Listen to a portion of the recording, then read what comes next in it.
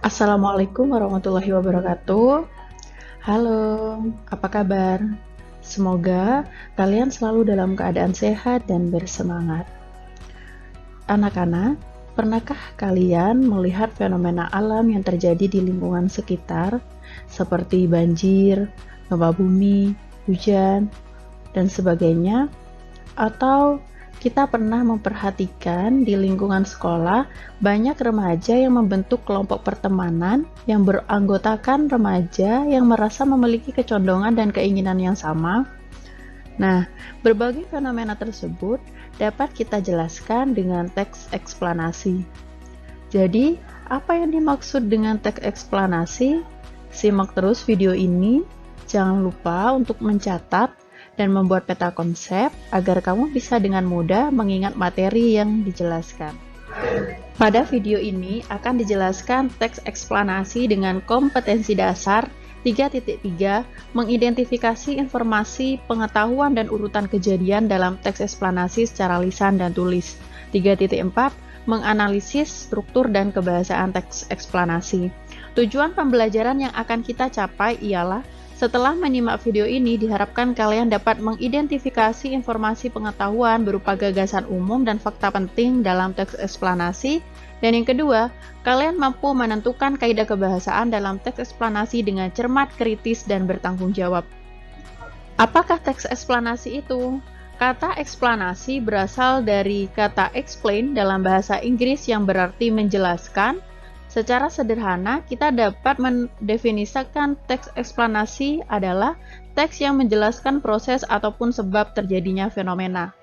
Fenomena yang dimaksud dapat berupa fenomena alam, sosial, budaya, ekonomi, politik, hukum, dan lain-lain. Dengan membaca teks eksplanasi, diharapkan pembaca dapat mengetahui latar belakang terjadinya fenomena secara jelas. Ciri-ciri teks eksplanasi. Yang pertama, pertanyaan. Ada dua pertanyaan besar yang harus dijawab dalam teks eksplanasi, yaitu mengapa dan bagaimana. Yang kedua, ilmiah. Fenomena yang dijelaskan berdasarkan konteks ilmiah, yaitu berupa fakta, realitas, teori, dan penelitian. Yang ketiga, logis. Penjelasan fenomena bersifat masuk akal dan teoritis. Dan yang terakhir, objektif. Penjelasan fenomena disertai argumen yang bersifat netral sehingga dapat dijadikan rujukan yang valid. Struktur teks eksplanasi. Struktur teks eksplanasi terdiri dari 3 bagian. Yang pertama, identifikasi fenomena, berisi tentang penjelasan umum tentang fenomena yang akan dibahas, bisa berupa pengenalan fenomena tersebut atau penjelasannya.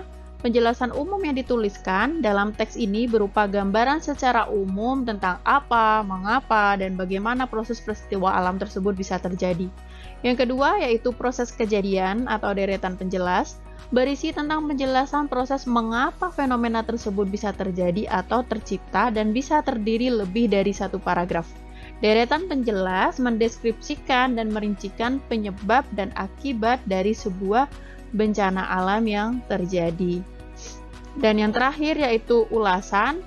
Ulasan berupa komentar atau penilaian tentang konsekuensi atas kejadian yang dipaparkan sebelumnya.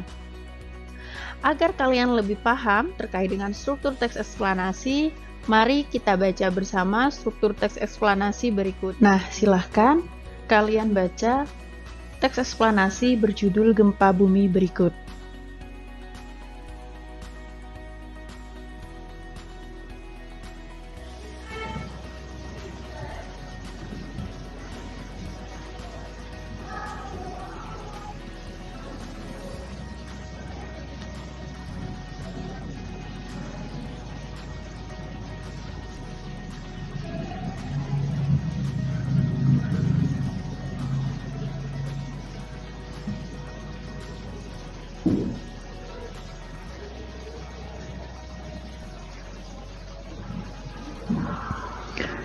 Baik, mari kita analisis bersama strukturnya. Paragraf pertama merupakan identifikasi fenomena. Dalam paragraf tersebut berisi definisi gempa bumi dan informasi tempat terjadinya gempa bumi. Paragraf kedua, 3 dan 4 merupakan proses kejadian atau deretan penjelas. Pada paragraf kedua dan ketiga menjelaskan sebab-sebab terjadinya gempa, sedangkan pada paragraf keempat menjelaskan akibat yang ditimbulkan oleh gempa. Paragraf yang terakhir yaitu ulasan atau interpretasi. Pada paragraf ini berisi komentar penulis terhadap peristiwa gempa. Bagaimana? Sudah paham terkait dengan struktur teks eksplanasi? Oke, kita lanjutkan pada materi selanjutnya. Kita akan belajar informasi dalam teks eksplanasi. Anak-anak, tidak semua data atau fakta dapat diolah menjadi sebuah informasi. Lalu, apa itu informasi? Secara etimologis, istilah informasi berasal dari bahasa Latin, yaitu informatinem, yang artinya ide, kode, atau garis besar. Informasi dapat disajikan dalam beragam bentuk, mulai dari tulisan, gambar, tabel, diagram, audio, video, dan lain sebagainya. Umumnya, penyampaian suatu informasi dilengkapi dengan data atau fakta yang telah melalui pengolahan. Sesuai pengertian informasi yang dijelaskan tersebut, informasi dapat dibedakan menjadi 4, yaitu informasi berdasarkan sifat. Ada faktual, opini atau konsep, dan deskripsi. Yang kedua, informasi berdasarkan kegunaan. Ada informasi yang menambah pengetahuan, ada informasi yang berdasarkan penyajian. Yang ketiga, informasi berdasarkan bidang kehidupan. Dan yang keempat, informasi berdasarkan lokasi peristiwa. Paragraf teks eksplanasi dikembangkan berdasarkan gagasan utama atau ide pokok. Apa itu gagasan utama? Gagasan umum atau gagasan utama adalah jenis gagasan yang sering dijadikan sebagai dasar pengembangan suatu paragraf. Gagasan utama digunakan untuk mengendalikan pikiran penulis tentang topik yang akan disampaikan. Berdasarkan letak gagasan utama dalam paragraf, teks eksplanasi dibedakan menjadi paragraf deduktif dengan gagasan utama berada di awal paragraf, paragraf induktif dengan gagasan utama berada di akhir paragraf, dan paragraf campuran dengan gagasan utama berada di awal dan akhir paragraf. Mari kita simak contoh ketiga paragraf tersebut. Contoh paragraf deduktif. Dampak merebaknya penyebaran virus sindrom pernafasan akut parah atau SARS dari negeri jiran Singapura mulai mengancam bisnis perhotelan di Batam. Jumlah tamu baik dari luar negeri maupun dalam negeri merosot hingga tingkat hunian hotel di Batam berkurang hingga 10%. Demikian kata Public Relation Manager Goodway Hotel Puri Garden, Budi Purnomo, dan kata pengusaha Novotel Hotel Anas ketika dihubungi Kompas di Batam. Paragraf ini merupakan paragraf deduktif karena gagasan utamanya terdapat pada kalimat pertama, yaitu dampak merebaknya penyebaran virus sindrom pernafasan akut parah dari negeri jiran Singapura mulai mengancam bisnis perhotelan di Batam. Maka, gagasan utama teks tersebut adalah dampak penyebaran virus SARS terhadap bisnis perhotelan. Contoh yang kedua yaitu paragraf induktif. Kata disiplin dari bahasa Latin disciplina yang berarti siasat, tata tertib, ketaatan, ajaran, pengajaran. Kata kerja disiplinit berarti mendidik, menggembleng, atau mengajar.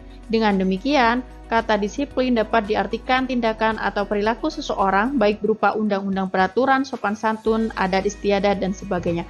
Paragraf ini merupakan paragraf induktif karena gagasan utamanya terletak pada akhir paragraf yang ditunjukkan dengan kata dengan demikian, ya, menyimpulkan kata disiplin dapat diartikan tindakan dan sebagainya. Maka gagasan utama paragraf di atas adalah disiplin dapat diartikan tindakan atau perilaku seseorang. Contoh yang ketiga yaitu paragraf campuran. Mahir membaca mengandung makna melampaui kemampuan membaca bunyi teks. Mahir membaca adalah mahir memahami makna wacana bacaan secara mendalam disertai dengan kemampuan membaca dan menafsirkan konteks dari wacana tersebut. Kondisi sosial, budaya, dan ekonomi sebagai latar suatu wacana bacaan yang tersedia dapat dicerna dan dipahami dengan baik. Seseorang yang mahir membaca adalah seseorang yang mampu membunyikan teks, memahami wacana, dan menghayati konteks suatu bacaan. Paragraf ini merupakan paragraf campuran karena Gagasan utama terletak pada awal kalimat dan akhir kalimat. Makna kalimat pertama dan akhir hakikatnya sama. Kalimat bagian akhir merupakan penegasan kembali makna mahir membaca. Anak-anak, dalam teks eksplanasi, pembaca dapat memperoleh pemahaman mengenai latar belakang terjadinya fenomena secara jelas dan logis.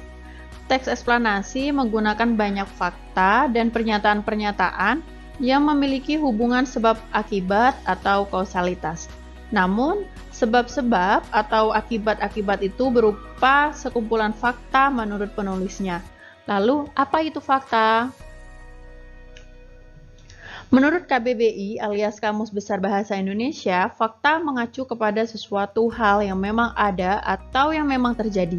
Jadi, secara umum bisa kita simpulkan bahwasanya fakta adalah sebuah kenyataan yang sejatinya memang ada atau berdasarkan kejadian nyata. Ciri-ciri fakta yang pertama, bersifat faktual atau berdasarkan kenyataan atau mengandung kebenaran. Yang kedua, merupakan jawaban dari pertanyaan apa, siapa, di mana, kapan, dan berapa. Yang ketiga, menunjukkan pada suatu benda, orang, waktu, tempat, peristiwa, atau jumlah tertentu. Dan yang terakhir, logis atau masuk akal. Oke, silakan perhatikan kalimat berikut. Kalimat 1 dan 2. Gempa dahsyat pernah terjadi di Aceh 26 Desember 2004 pada pukul 07.58. Pada tahun 2005 sampai 2006 tercatat telah terjadi 330 bencana banjir, 69 bencana tanah longsor, 7 bencana letusan gunung berapi, 241 gempa bumi, dan 13 bencana tsunami. Kalimat 1 dan 2 merupakan kalimat fakta. Mengapa? Karena pada kalimat tersebut menyajikan data. Pada kalimat 1 menyajikan data berupa waktu kejadian gempa bumi di Aceh. Sedangkan pada kalimat kedua menyajikan angka yang penekanan terhadap data-data bencana yang terjadi selama tahun 2005 sampai 2006. Sekarang perhatikan kalimat ketiga. Meskipun tidak mungkin mengatasi keenam masalah utama lingkungan tersebut, setidaknya harus dicari solusi untuk mencegah memburuknya kondisi bumi. Kalimat ketiga ini bukan kalimat fakta, melainkan kalimat opini. Mengapa? Karena kalimat ini berisi saran yang ditunjukkan dengan adanya kata setidaknya harus dicari solusi. Nah, ini masih saran ya, saran dari seseorang. Jadi, ini bukan fakta. Oke, sampai di sini bisa membedakan mana itu kalimat fakta atau bukan dalam teks eksplanasi. Baik, kita lanjutkan materi kaidah kebahasaan teks eksplanasi. Kaidah yang pertama yaitu penggunaan konjungsi. Pertama, konjungsi kausalitas atau yang menyatakan sebab akibat, antara lain sebab, karena, oleh sebab itu, oleh karena itu, sehingga. Yang kedua, konjungsi kronologis atau hubungan waktu seperti kemudian, lalu, setelah itu, pada akhirnya. Contoh, pada bulan keempat, muka telah kian tampak seperti manusia. Dalam bulan kelima, rambut-rambut mulai tumbuh pada kepala. Selama bulan keenam, alis dan bulu mata timbul. Setelah itu, ini konjungsi kronologis, fetus mirip kulit orang tua dengan kulit merah berkeriput. Selama bulan ke-8 dan ke-9, lemak ditimbun di bawah kulit sehingga perlahan-lahan menghilangkan sebagian keriput pada kulit, sehingga merupakan konjungsi kausalitas. Jadi ada hubungan sebab akibat dalam kalimat selama bulan ke-8 hingga keriput pada kulit. Kaki membulat, kuku keluar pada ujung-ujung jari, kemudian rambut asli rontok dan terus menjadi sempurna dan siap dilahirkan. Kata teknis. Kata teknis adalah kata yang memiliki makna khusus pada suatu bidang keahlian. Contoh, pada bidang kesehatan ada kata infeksi, opname, dan operasi. Pada bidang militer ada detasemen, infanteri, dan operasi. Pada bidang kesehatan dan bidang militer ada kata operasi. Nah, kedua kata ini sama, namun maknanya berbeda.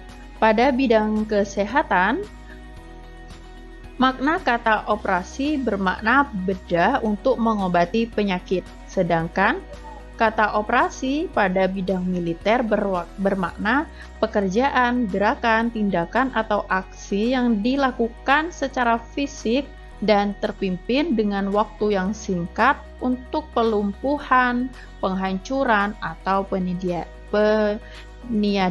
Jadi kedua kata ini sama katanya namun maknanya berbeda. Jadi pada bidang kesehatan dan militer.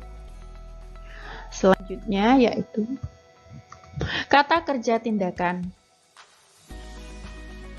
Kata kerja tindakan adalah kata kerja yang menunjukkan perbuatan fisik atau peristiwa, misalnya menulis dan memukul. Contoh, Andi memukul lonceng.